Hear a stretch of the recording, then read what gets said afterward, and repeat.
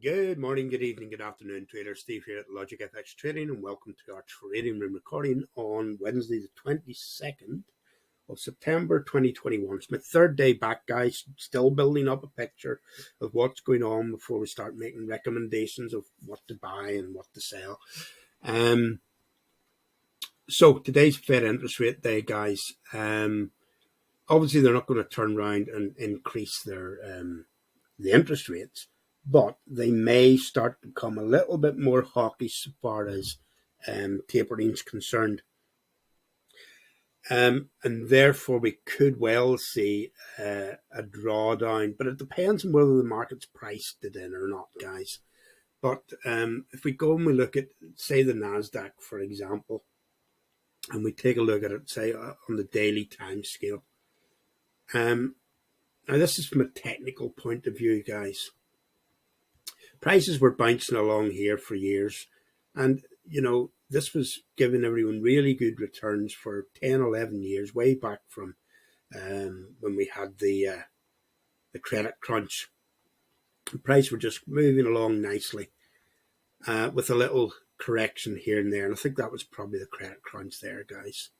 2016, no, it was before then. Yeah, this was the credit crunch. 2008, 2009. And then off we went again. Another little correction, off we went. And then we got this correction in 2018. And at the time, I was thinking, well, maybe get a bit of a horizontal run right up to around here. And then it took off again, and that was the lockdown. But since then, it's gone nuts, guys. It's really taken off. Now, if you look at enough charts, let's say that's your trend line, you'll often get something. It doesn't matter what time scale. Remember, the charts have a tendency to repeat themselves regardless of what time scale you're on. They're fractal. So fractal. So often you'll get something that there's the trend, and then they'll take off away from the trend. And when something does that, what we'll usually say is, hey, this is no place to buy.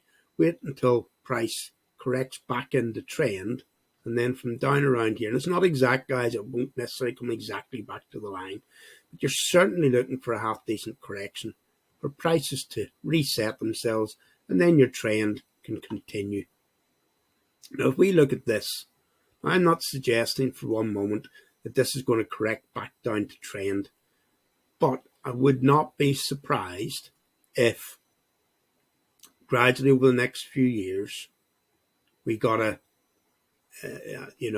we got this coming back a little bit.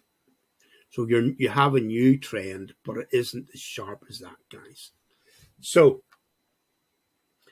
the thing about this is you can't time these things, guys, because they start with something like we've had over the last few weeks, and then the situation gets worse, the panic sets in, and the next thing you have a correction like that or like that. Now, that was a 50% correction, guys, of the previous, of the whole market.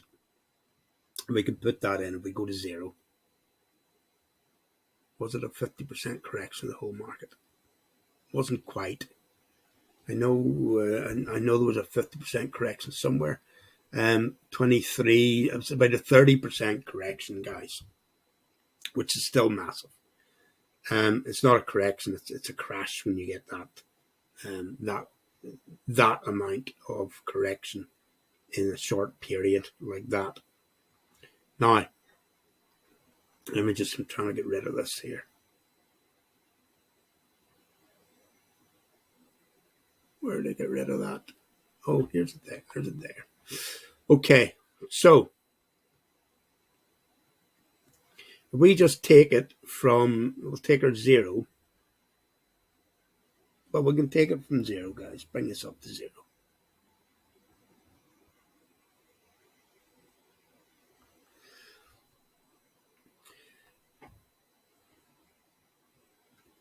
Even the 5%, that's maybe we've had 5% up there. I think it was actually 3% we were talking about on the day the other day, but that's maybe 5%. We don't have enough lines in. Wouldn't be surprised if it came down deeper, guys, even within this. And I'm not expecting it to do something like that, but certainly the more downside than that. And it doesn't look like much in the daily time scale, guys. But if you go into the 1 hour time scale, there was that line I drew there. There's another one. Now, we talked yesterday about a potential, because prices were going up yesterday, and we talked about a potential dead cat bounce. And that's, unless this extends and pushes on up today, that could be what we're having. Dead cat bounce. We'll get a bit more downside to this. Now, the reason I'm talking about this is it's twofold. First of all, if it happens, what do you do about it? And secondly, if you've got some cash, when do you buy in? Well, I wouldn't be buying in yet, guys. There are people who are talking about buying in at that point. I just get the feeling that there's more downside. Now, if the market likes what the Fed says, and today is a positive move, then maybe we say, okay, listen, things are going to be good for the next month, the next 2 months, the next quarter, and maybe we buy in. And remember, when you're going to buy in, we're talking about stocks here, you look at the individual stocks. Let's say they've come up like that, and they've had a good retracement, 30%, 50% retracement, and then they start to move along with the index. Then you can start to look over here with that individual chart and say, hey, let's buy this, and we'll maybe trade it up to there. Or what I'm doing at the minute is I'm taking 5%. If I get 5%, I'm just taking it off the table, guys. Why am I doing that? Because number one, I'm a trader. Number two, the markets are overly extended. They're expensive. They have been for a long time, guys. Look at this move on a 1 hour time scale.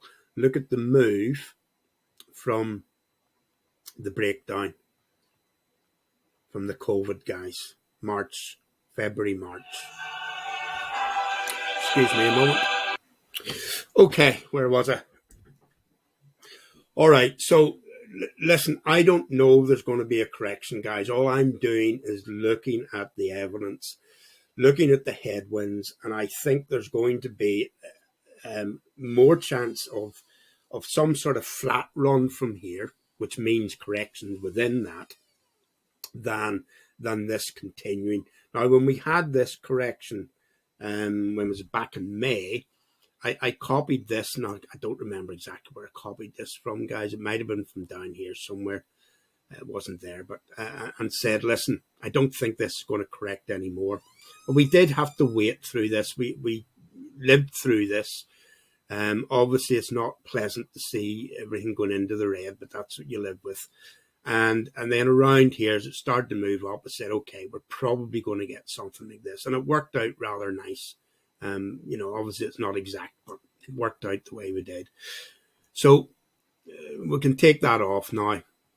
And what I'm thinking for here could be something like this, guys, which would then extend. In other words, we could go through a period of, consolidation over a few years. Remember, that can happen as well. We don't need to project out that much, but I wouldn't be surprised if we got something. I'm trying to remember how you copy here, guys. I haven't been doing this for a little while. Where do you copy from? Oh, there. Wouldn't be surprised if we got something like that in here. And then maybe from there, we get a ceiling. You know how these charts look, guys. You get a ceiling, and it could run flat for a while. And then, once the world gets itself up and running again, once we get used to tapering, we get used to interest rates starting to go up again, we get logistics running again, and the world market really gets itself going again. It could take 2 or 3 years for that to happen, guys. Then we start to see things going again. But I do think we're in for a bumpy ride over certainly the next year. I hope I'm wrong, but what we've got to do is prepare for the worst case scenario and trade in such a way that it may happen. And then if we're pleasantly surprised, then we can get in. Now, the other way of doing it is just to pile into everything and, ride through the drawdown, and then in 2-3 years' time, it comes back up. But it doesn't always work like that, guys. And we can show you, if you go to, say, the UK index, and this is the reason that we need to be careful.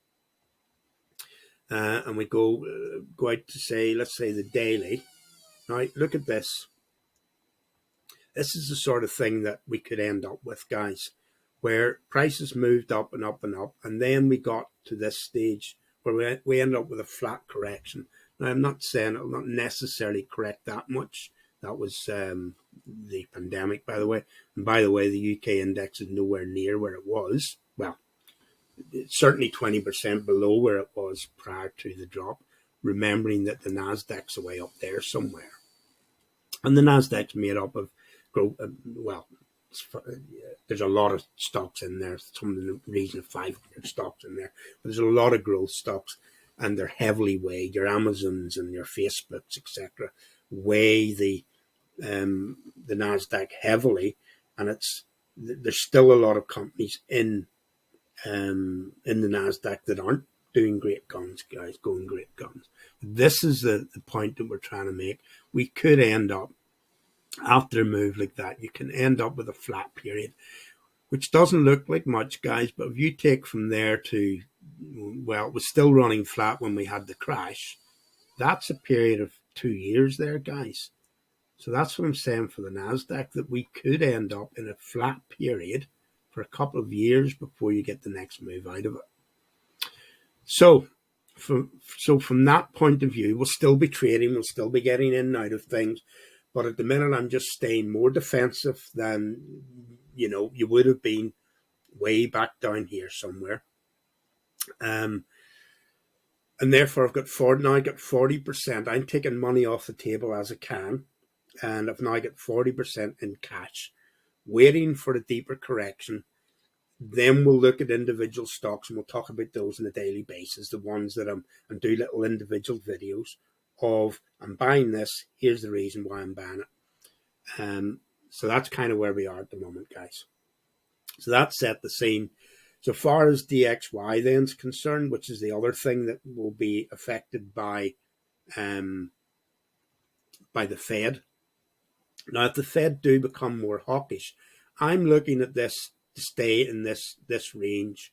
But if the Fed move first, then this will go up, guys. If everyone else holds and they're not putting interest rates up, not tapering, then more money will flow into the dollar, and therefore this will go long. I'm not suggesting for 1 minute that today you jump into this. You don't need to trade like that, guys, because if you get it wrong, you lose your money. Trade carefully, trade with confidence, and be patient, and you'll get this game right, guys. So, can this, technically, this to me looks like it's up there. There's possibly an AB or a head and shoulders there. I don't trade head and shoulders, but I am aware of them, and therefore you kind of go, hey, just be wary of this. Because even if you thought fundamentally was going to do that, often when you get something like that, you could get the drop before you get the move long. So you need to be careful. Now, if the Fed are hawkish today, you could well see the dollar moving long. So what do? Well, let's say it's spiked like that. Guys, it'll correct. Maybe it'll be next week before it corrects. But if the fundamentals are still the same, then when it corrects, then we go, hey, listen, DXY looks like it's going to continue. Let's go over to the major pairs and we'll look for opportunities if we've called the dollar long, which means that this would move in that direction. The pound would continue to move in that direction. This is if, remember, might not turn out like that, in which case we could say, oh, hold on a minute, the dollar's going off in the other direction. The market doesn't like what the Fed are talking about, and therefore we would trade them all in the other way. But let's get the information first, guys. So that's where we are with those at the moment.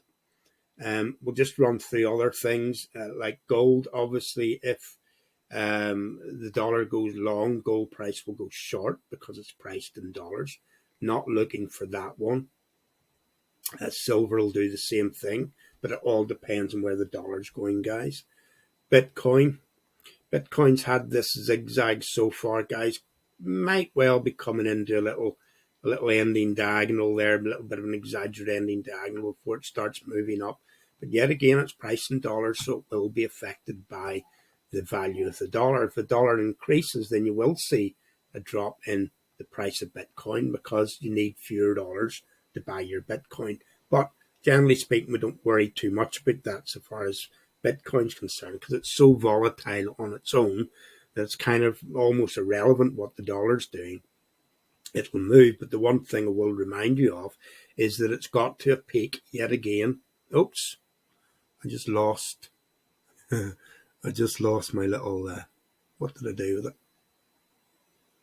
Okay, we'll find it later on. It's got to a peak and it's in a correction.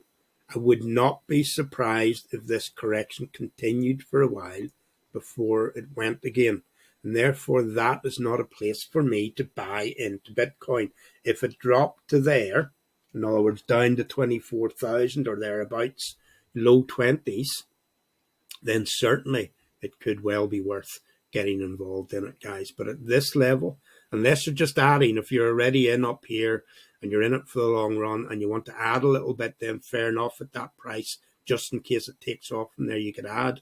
But if you're not in it at all, I would wait and see if it can get down into that sort of level. Then it would be worthwhile getting involved.